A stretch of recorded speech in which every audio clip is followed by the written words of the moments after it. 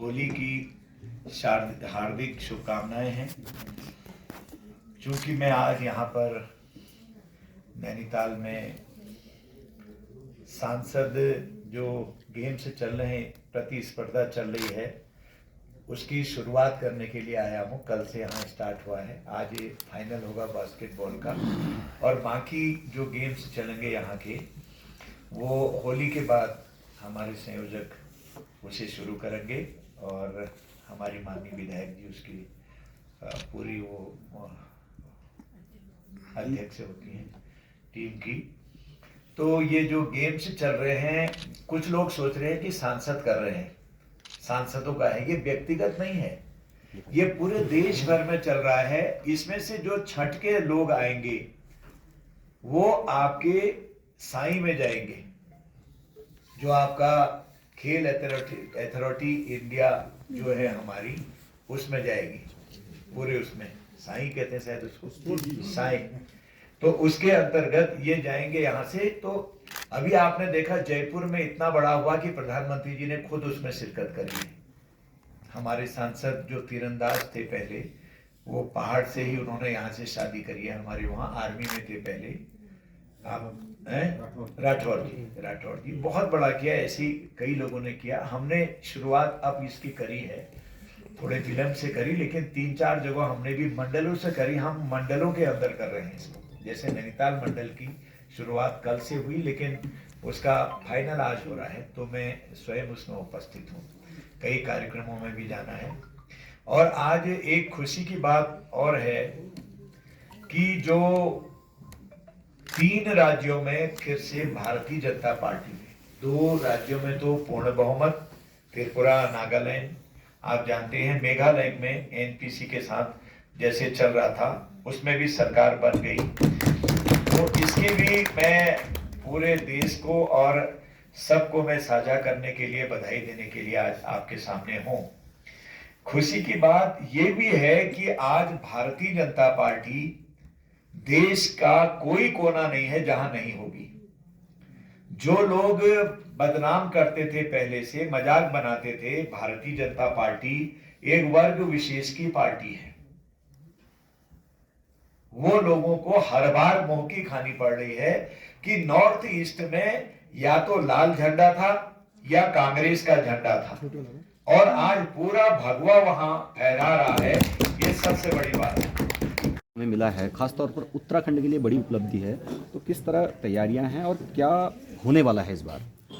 पूरी तैयारियां हैं ऋषिकेश में और रामनगर में, इसके समिट होने वाले हैं, आप सब जानते हैं। और वहाँ पर लगातार हमारी सरकार उस पर निगरानी रखी है, बैठक हो रही हैं, पूरी चीज़ों की व्यवस्थाएं, जो व्यवस्थाएं अनुमन्य हैं वो सारी व्यवस्थाएं की जा रही हैं। और तो और हॉस्पिटल्स में हमारे अच्छे रूम तैयार हो चुके हैं। अगर कभी किसी को खुदा न खास्ता कोई तकलीफ़ हो गई तो उसके लिए हमारे उच्च कोटि के डॉक्टर्स यहाँ पर हो चुके हैं। सारी व्यवस्थाएं हो गई हैं, हर चीज़ की व्यवस्था कर दी गई है। और ये एक ऐतिहासिक क्षण है। इस समय विषम परिस्थितियों में हमको अध्यक्षता करने को मिली है। आप जानते हैं कि यूक्रेन और रशिया के युद्ध के कारण महंगाई चरम पर इस समय पूरे विश्व में है, और कोरोना के कारण अंतर्राष्ट्रीय स्तर पर हमारे देश में तो कोरोना की कमी आई है, लेकिन आज भी कमी नहीं है अंतर्राष्ट्रीय स्तर पर।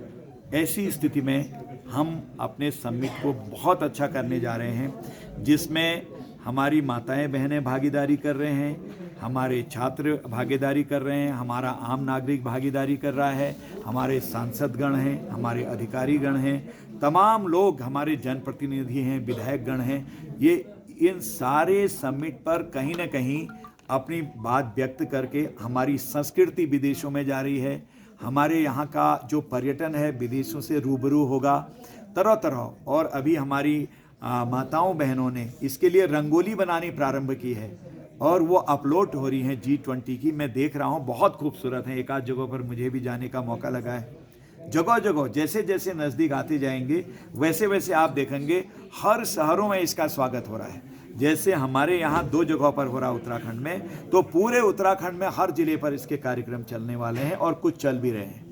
तो इसलिए ऐतिहासिक क्षण है, विषम परिस्थितियों में है, मोदी जी के नेतृत्व में है, और हमने इसका जो स्लोगन दिया है ये बहुत अच्छा स्लोगन है, ये पहली बार हमने दिया है। तो इस तरह से विश्व बंधुत्व का जो हमारा नारा है वो यहाँ साकार होने जा रहा है, वो दिखाई देगा इसमें। तो ये समझ लेना चाहिए, अगर मोदी जी के खिलाफ झूठे आरोप लगाएंगे,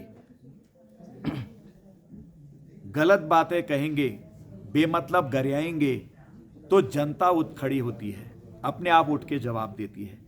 नॉर्थ ईस्ट में सबसे ज़्यादा अगर कोई गया तो भारत के प्रधानमंत्री आज तक वो गए हैं, मोदी जी 51 बार, 51, ये कम नहीं होता है, 51 बार गए, और हर मंत्री रोज जाता ही है। करीब आधे दर्जन बार तो मैं जाके आए हूँ स्वयं। आज कायाकल्प हो गया है। जो कहते थे कि भारतीय जनता पार्टी एक वर्ग विशेष की है, कुछ क्षेत्रों में है, शहरों में रह गई है, आज वो साबित हो चुका है कि भारतीय जनता पार्टी भारत के कोने कोने पर आज खड़ी हुई है। लोगों का विश्वास, अटूट विश्वास है, विश्वास ही नहीं अटूट विश्वास है मोदी जी पर, और मोदी जी के नेतृत्व में आज सब जगह लोग भारतीय जनता पार्टी को वोट देकर अपना विश्वास व्यक्त कर रहे हैं। राहुल गांधी ने कहा है अभी कैम्ब्रिज यूनिवर्सिटी में कि भारत का लोकतंत्र खतरे में है, और उनके जो मोबाइल थी उसमें पेगासस लगाया गया था, यानी जासूसी हो रही है।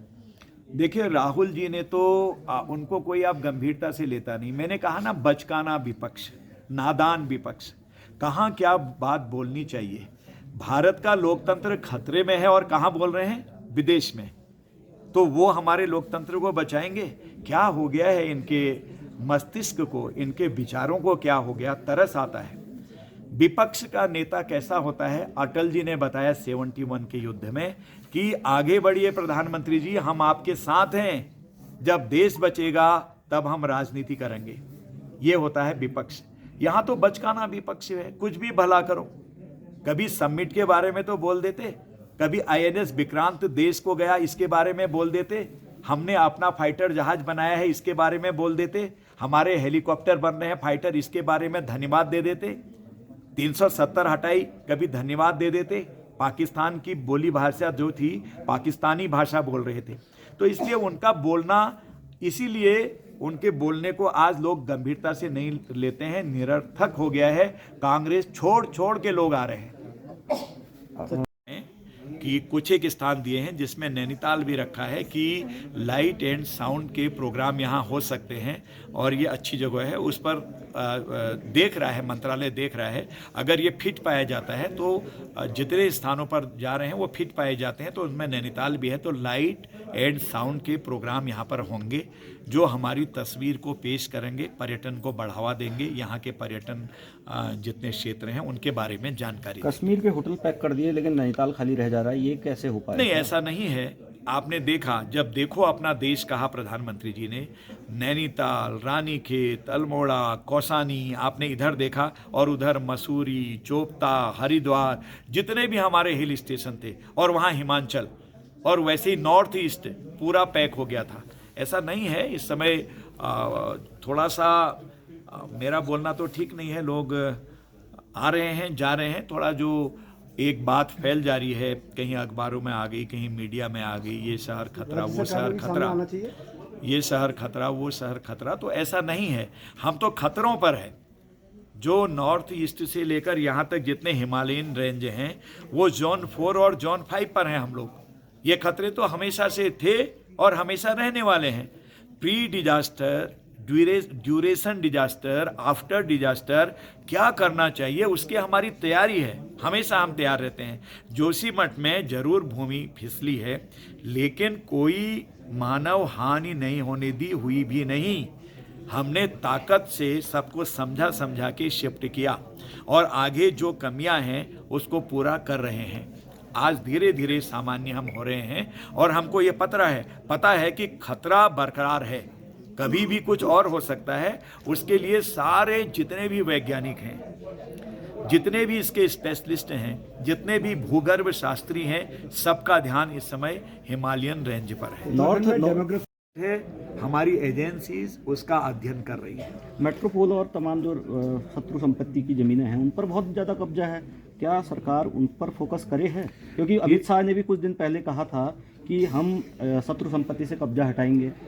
वो प्रोसेस में है, चल रहा है धीरे धीरे। कुछ जगहों पर तो आपको पता है कि वो माननीय न्यायालयों पर वाद चल रहे हैं, उनके बारे में बोलना ठीक नहीं होगा। शेष चीज़ें जो हैं, जो नियमानुसार होता है, उस पर प्रोसेस चल रहा है। मेरा इन बातों पर अभी बोलना ठीक नहीं है। जो देवी धुरा भी कह रहा है लुक मी एक्ट मी, हाँ, वो तो कैसे हो पाएगा? देवी धुरा के लिए तो अभी आपका खुद का गांव है वो। नहीं, देवी धुरा के लिए तो अभी बहुत बड़ा पैकेज दिया है 1-1.5 साल पहले। अच्छा पैकेज गया है, शायद आप वहाँ लंबे समय से नहीं गए होंगे। मैं कल ही होके आया हूँ। काफ़ी परिवर्तन हो गए हैं वहाँ, काफ़ी परिवर्तन हो गया। अच्छा खासा अमाउंट वहाँ दिया है। वो जो मूलभूत सुविधाएं हैं वो भी वहाँ इंतजार कर रही हैं, सांसद का गांव है तो। मेरा क्षेत्र है, मेरा गांव तो नहीं है, मेरा क्षेत्र आपने है। गांव गोद लिया है वो इस बार? नहीं, देवी धुरा नैनीताल के पास वाला देवी धुरा देवी धुरा नैनीताल। अच्छा, यहाँ वाला कह रहे हैं आप? मैंने कहा वहाँ के पैकेज के लिए। नहीं। वो तो जो चीज़ों की कमी होगी वो चीज़ हम दे ही रहे हैं वहाँ। जैसे जैसे डिमांड आती है वहाँ से हम देते ही हैं। पानी, बिजली, सड़क, जितना यथासंभव है जाने लायक। परेशान वहाँ ग्रामीण काफी ज्यादा है इस बार। वो तो हर ग्रामीण में कुछ ना कुछ परेशानियां हमारे यहाँ हैं।